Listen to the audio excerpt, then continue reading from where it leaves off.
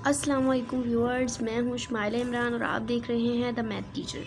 आज मैं आप लोगों को सिखाऊंगी कटिंग करना। ठीक है, मैंने अपनी लास्ट वीडियो में कहा था कि मैं इंशाल्लाह नेक्स्ट वीडियो में आप लोगों को कटिंग करना सिखाऊंगी। कुछ स्टूडेंट्स ऐसे होते हैं जिनको कि डिवीजन वाला मेथड आसान लगता है और कटिंग डिफ़िकल्ट लगती है, लेकिन आज मैं आपको बताऊँगी कि कटिंग इज़ वेरी ईजी।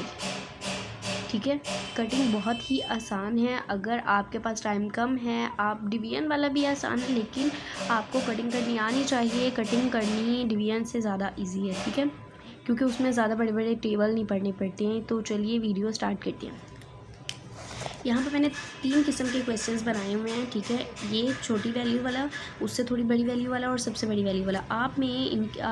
आपके पास इन तीनों में से कोई भी वैल्यू हो सकती है। ठीक है, तो ये मैंने 3 इसलिए डिवाइड किए हैं, 3 इसलिए इसका पोर्शन बनाया है ताकि आप लोग को अच्छे से समझ आ सके। आप छोटी वैल्यू को, दरमियानी वैल्यू को और बड़ी वैल्यू को ईजिली सॉल्व कर सकें। ठीक है, तो सबसे पहले हम 8/6 वाली को सॉल्व करेंगे।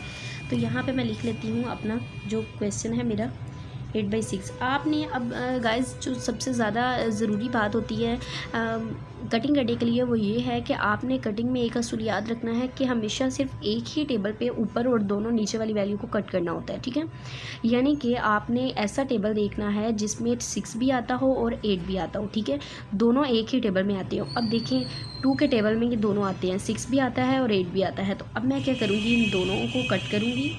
ठीक है, और मैं देखूंगी कि 2 के टेबल में 6 कहाँ पे आता है। 2 के टेबल में 3 तक पढ़ने से आता है 6। जी हाँ, जिस तरह हम डिवीजन में आंसर ऊपर लिखते हैं, इसमें कट करके बस आंसर मेंशन कर देना। ये नहीं देखना, ये नहीं बताना कि हमारी कटिंग किस वैल्यू पे हुई है। ठीक है, वो आपने बिल्कुल भी मेंशन नहीं करना। सिर्फ आपने वो मेंशन करना है वर्ड जो कि हमारा आंसर आता है डिवीजन में।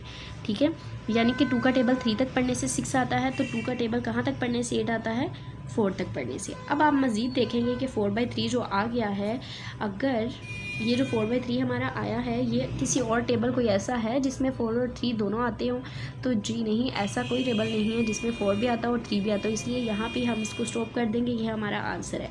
अगर यहाँ पे कुछ और वैल्यू ऐसी होती जो कि फिर से किसी टेबल में आ रही होती दोनों वैल्यूज़, तो हमने इसको आगे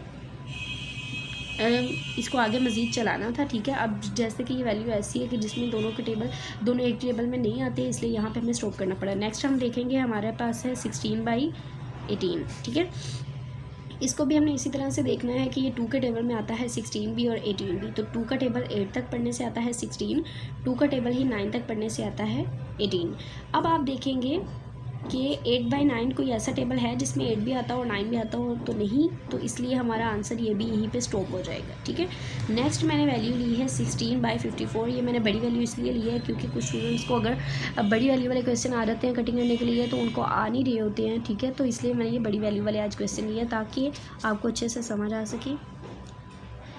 अब मैं देखूँगी कि 60 और 54 भी किसी एक टेबल में आती हो। अब ये वैल्यूज़ बहुत बड़ी हैं, तो आपके लिए बहुत डिफ़िकल्ट होगा इसको देखना, तो आप सिंगल वैल्यू के साथ कर सकते हैं। ठीक है, आप देखेंगे पहले कि 2 के टेबल में 60 आता है। आप इसके लास्ट वर्ड से पता लगा सकते हैं कि ये किस टेबल में आते हैं। ठीक है, यानी कि आप लास्ट में देखेंगे, अगर तो 4 है तो 2 के टेबल में 4 आता है।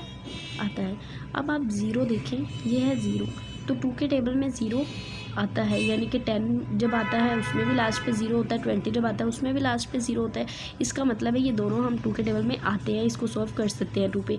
अगर 3 पे देखा जाए तो 3 के टेबल में 4 आता है, क्योंकि 24 आ रहा होता है, तो उसमें भी 24 आता है, लेकिन 3 के टेबल में 0 पहले नहीं आता है, लेकिन लास्ट पे आता है 30 में। ठीक है, तो इस तरीके से भी आप इसको देख सकते हैं।